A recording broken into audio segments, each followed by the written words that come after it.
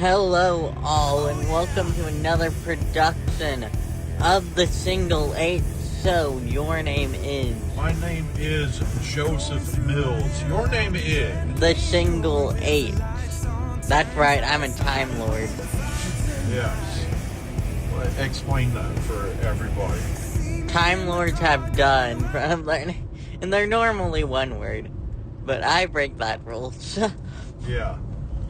But I didn't understand anything you just said, and maybe that the few listeners didn't either. Yeah. Describe a Time Lord.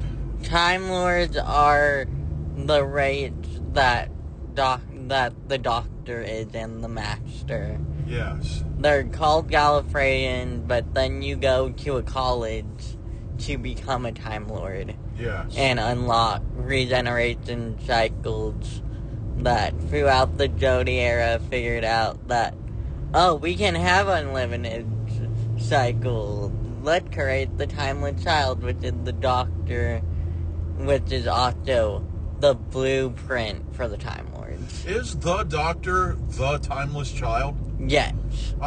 You know what? I have watched that show for so many years, and that has not connected to me. That the Doctor was the Timeless Child. Yeah, they did it in Jodie's second finale. Yeah. And last finale. And I still missed it. Yeah. So this week we went to the San Diego Comic-Con Museum. Yeah. And we saw a Doctor Who exhibit. And there's one thing I want to talk about the exhibit that connects to the format of the Single 8 Show. Yeah. And then we'll talk a little bit about the exhibit itself. Yeah. And that is... And then we'll deal with the hard topic next week. Yes. So there was a sign that you saw that said male or female. Yes. Yeah, can you talk about that for a moment?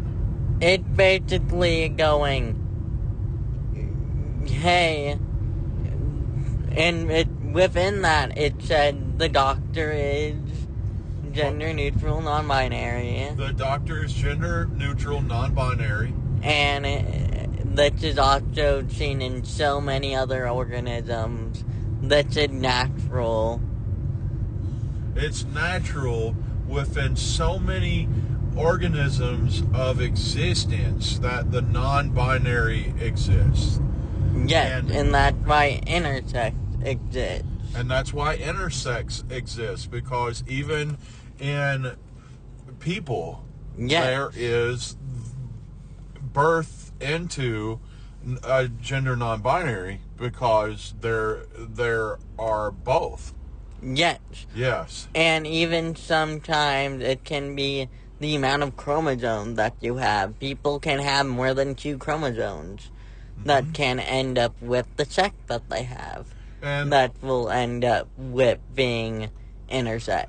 Yes. Because of that extra chromosome. Because you might have a XYX, or you might maybe have an XYY, or an XXX. Yes. Is that why there are some masculine females and feminine males? Well, I would say it's also self-expression. Yeah. So I wonder if there has ever been a study or a conversation that has taken place that the body chemistry that makes people exhibit their gender expression. So that happens when babies are in the uterus, when chemicals are coming through. Yes. Within the chemicals, those are telling your chromosomes how to react and how to change. And so, yeah. So one study that I have seen, and this is a study that comes from large families, it is increasingly likely to have a feminine baby the more children you have, because the female body is constantly producing estrogen that has an effect on the child during birth.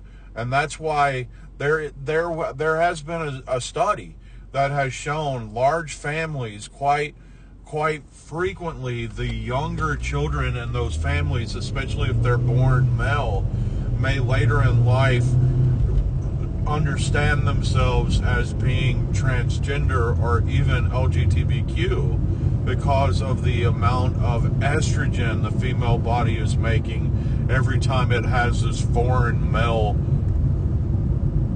entity in it. So so within all that, there is some chemistry going on for all that too. Yeah. Yeah. So now I want you to, cause you beamed with excitement when you read that at the Doctor Who thing. Why? Explain the excitement that you felt. It's something pop culturally that has a big, strong voice. Because if you haven't heard, for the last couple of years, BBC have had a homophobic, transphobic rhetoric going on that side of it, as the Doctor had continued to speak out for humanity and people. Yes. And them going, hey, this is real. They're trying for it. Like, here's your evidence. Maybe you'll listen to it this way. There's been a lot of, over the years, a lot of anti-trans pushback that the Doctor has worked through a voice with. I think that's quite cool. Yeah. Yeah. But because at the core, Elite, for me and Rick Kane, the Doctor is, depending on what generation, you might use she or her or he. Yeah. You might use those. But when you talk about the Doctor as a collective, you use they. And it's the Doctor. They. Yeah. It is a they, them. Like, for the Doctor. Like, for the Master, I would also use they, them. Yeah. When I'm talking about all the different versions together. And I love how that they confront even deeper issues by having Jodie Whittaker as a female Doctor, the most recent African-American Doctor. The Fugitive Doctor. That's the most recent one is the Fugitive Doctor, the African-American female. Yeah, the very first Black Doctor. Yes. And then the most recent one, Judy Aqua, being the very first gay Doctor. Yes. Allegedly. Matt Smith. The very first out. The actor being out. Yes. Yeah, and then the character was out too, because even Matt Smith never really had a love interest, but he was a part of Amy Pond's family. Was he in love with Clara in the episodes when Clara started being on the show? I can only vamp for so long. Stop drinking. I don't know. You're asking someone who would not good at reading romance because of being Arrow 8. Yeah. And reading those signs that question. How about reading signs of, do you hear that I'm vamping for you to I'm drink sorry. I'm going to drink this whole thing then. I barely took a sip, Axel. I think that there was some connection, at least within her, for the Doctor. Yes. And there... Because I very much see the Doctor as Pan. I think the Doctor is very much like, I do not care what's underneath your pants. I want you to come as you are. Okay, I can agree with that. Yeah. And they have tried to normalize that with River Song, with Sarah Jane Smith. Yeah. But there's also been a aromantic side of some of the Doctors as well. Yeah, which is like even more. If you think of the Doctor in a way, I would think of them as a very much a reflection of the queer community in every matter. Queer-coded? Pure, yeah. Because Until the last doctor, who was very much out. yeah, that they are very much how identity is fluid. It can change over time.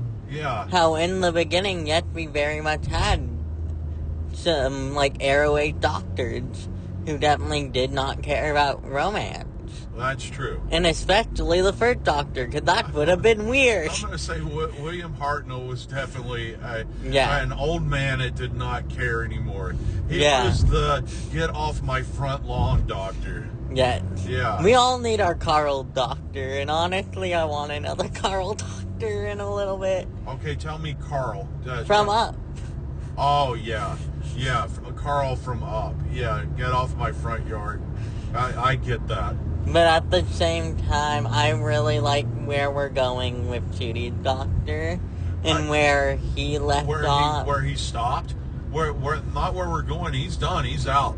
See? Yeah, where he left off Yeah. with the regeneration, and how even though we're probably only going to have her for a short time, 'cause I'm pretty sure they're using her as a fill-in doctor before a proper 16. I think that they're using They're her going to as be- a please bring our TV show back. Yeah, like they did with the 10th Doctor. Yeah. I'm sorry, that's what he went for. The 9th, 10th, and 14th Doctor. No, 10th and 14th, he would not 9. All right, one time all right, we're talking about David Tennant right Yes. now. David Tennant was, what number was he? He would 10th and 14th. 10th and 14th. They Yeah. don't count it when he regenerated back into himself? No, They don't well, count that as the 11? technically he would be 10, 11, 15, and then Judy would be 16, Yeah. but that's too complicated, so we shorten it down for the fandom well-being. And it helped them with there's only supposed to be 13, and then Matt Smith went through the thing that restarted the regenerations. He started, I'm going to call it season 0 of New Hill. Yeah. New Hill. And then Judy would season 1 and 2 of New Hill. Yeah. So that when we get back into David Tennant, that is the new Who. Yeah. Okay. I love how that they had him split though, and that Yeah, plays me too. a lot into the dual identity, non-binary element that they tried to share with the Doctor. Yeah. And very much I feel like, even though Judy Doctor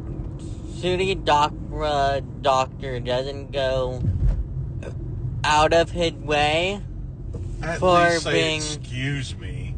Fine, excuse Herbie me. McGee. We're live, pal. Doesn't go, like, out of his way to dress androgynously. Yeah. But you can definitely see, like, in his version of the Doctor, how much Judy himself sees the Doctor as being fluid with identity. Yes. And I think that is, like, the purest form of the Doctor when actors allow themselves to be fluid within their identity. Yes. On top of being fluid with the Doctor. Yes. That's why I think David Tennant worked so well. Because he let himself be the Doctor. Be the Doctor. And then there was Tom Baker, who was the Doctor. Yes. Yes. That the actors worked with the Doctor so well when they let themselves be the truest version of themselves within a character that's been around for thousands of years. Yes. In timeline. Yeah. Because you can tell when someone is like, when they allow themselves to believe the fact that they are the Doctor. Yes. When they say the Doctor's name on screen for the very first time. Because there are doctors that you can tell that I'm like, you're so close, baby. So close. Yeah. Let yourself believe in the story while you're fully telling it. That I think it's very much something you need for Doctor Who. Yeah. You need to believe in a world that people can let be. And the monster of the week is the only danger that you have to worry about. Yeah. Let's go back into identity Yes. a little bit for the Doctor. Did they ever flat out say that Jodie was in love with the African American police officer? Yes. They flat out said it. Yes. So that I'm would forgetting make her the name right first now. lesbian Doctor then. If the last Doctor was gay, right? So, but you always have that Jazz. Jazz. Jazz. Yeah. Yes, and they even say it in the last episode of Judy's era was, you will never say, I should tell her that I love her, and Judy said you don't, but she knows. Yeah. Absolutely. That's why I always see the Doctor as Pan. Uh-huh. Because in that moment, because I also see that with bi people, that people will negate their bi-ness the second they're with someone. There's some people within the community that will do that. I would want to debate you on that. Yeah. But I don't think the person negates their bi-ness. Yeah, I'm not saying that. Other people. Yeah. Yeah. Okay. Other people debate their bi-ness the second they're with someone. Yeah, because if they are with a guy, then there's. If it's a female with a guy, they're straight. If it's a female with a female, they're gay. But it does not negate, in the long run, that they could still be attracted to another person. Yeah. Yeah. That's why with the Doctor, I always see him as either bi or pan. And there's like the wording differences between them. But they both work to the same end, that they find love in everybody. Yeah. And I have always found the Doctor in pretty much every single Doctor that they find love in anyone. Yes. Including the Master, which in my headcanon, they for sure dated in high school. And then they broke up. They felt the Doctor and the Master fell in love in high school and then broke up. Yeah, so and you think this is a long-term effects of a bad relationship? Yeah, and they're like being petty off and on to each other. You son of a bitch. What? That is quite possibly the greatest theory that I've ever heard. It makes sense. The Doctor and the Master are constantly after each other because they had a bad relationship in high school and could never get back together. Especially with Misty and the Especially with Misty and the 12th Doctor. I'm like Capaldi. And Capaldi. I'm like, there's enough proof there for that. That's a fact. Yeah, but I very much see it as a toxic relationship gone very wrong, and the pettiness of the Master showing his hatred of the Doctor, that's because he can't get in love with him. Yeah. And speaking of toxic relationships, avoid Orange 47. That's right, avoid Orange 47. It's just like Orange 45, but now more deadly. And also, included in our second half of our science fiction rounds at Rolling Green's Coffin Cemetery, it's not just Starfleet Academy, but some of our holes are bigger on the inside. That's right, we have our own kitty golf area in our now 38 holes of championship golf. For those kids that have a hard time hitting the putting greens, then our holes that are bigger on the inside make it easier for them to keep up with the game. At Rolling Greens Golf Cemetery, make the place you got your hole in one the place for your hole for one. Rolling Greens. And come and get your cup of roasted toxic blue coffee down at Feeney's Diner in Hatchetfield at the Hollow Feeder when the guy who doesn't like musicals this summer. Yeah. Yeah. That sounded wrong during that. So they're all toxic. Yeah. It's bigger on the inside? Yeah.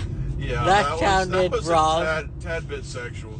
I get that. I knew it, but I had to keep persevering. Yeah. Yeah. But very much Doctor Who is a place that is inclusive at its core. Yeah. And that it's same thing is Doctor Who has always been political. You stood damn straight, especially the Capaldi years. Yeah. Yeah. And they're not afraid to say what needs to be said in that show. Because sadly, some people will need a message for the TV show to get what's going on in reality. And they need a mirror. People can't see the reality, so they need to see how reality is mirrored in other places. Yeah. Yeah. All right. Say one more thing before we shut things down. What was some other stuff that you liked about the Doctor Who exhibit? They had all the sonic screwdrivers. They had all the outfits, all the sonic screwdrivers. They had the sonic sunglasses. And they had Maestro's outfit. They had Jinx Monsoon's outfit. Yeah, that was awesome. I really liked seeing Maestro's outfit. I'm like, Jinx Monsoon wore that, and I'm seeing it in front of him. Yeah, that's pretty cool, huh? Yeah, go support Jinx. They're back on Broadway for a little bit. Yeah. In O'Mary again, so yeah. And if you live somewhere in the San Diego area, I think early March is how long you have to see the Doctor Who exhibit at the Comic-Con museum. Yes. And when we were there, that reminded me how badly I wanted Judy's Sonic, so... Yeah? Did you make one? No, I'm gonna get one. You're gonna hunt one down? Probably next week. I already hunted one down. I might need to hunt it down in a different place. Yeah. Because they don't take Apple Pay and it doesn't look like it takes typing in card paying either. So it's that. So you need to find one that takes some American Scratch to buy it? Yeah. Yeah, I hear you. But I understand if no one wants to sell over here anymore. I'm like, it's valid. Oh God, the it's shipping, totally valid. The tariffs on, yeah, we'll get into that next week. Yeah, and we'll deal with the big thing next week. We wanted to talk about fun stuff. We needed one more week to talk about fun stuff. Sure. The dark stuff is still actively happening in the world. And it's gonna be a while. And sometimes you just need a dopamine hit. Sometimes you just need a dopamine hit. Alright, that was the Single H show for this week. Your name is... My name is Joseph Mills. Your name is... The Single H. Have a great week. And remember, you are loved, you are special, and keep on trying your best to be you. And in the words of the doctor, in my 900 years of experience, I've never met anyone who didn't matter.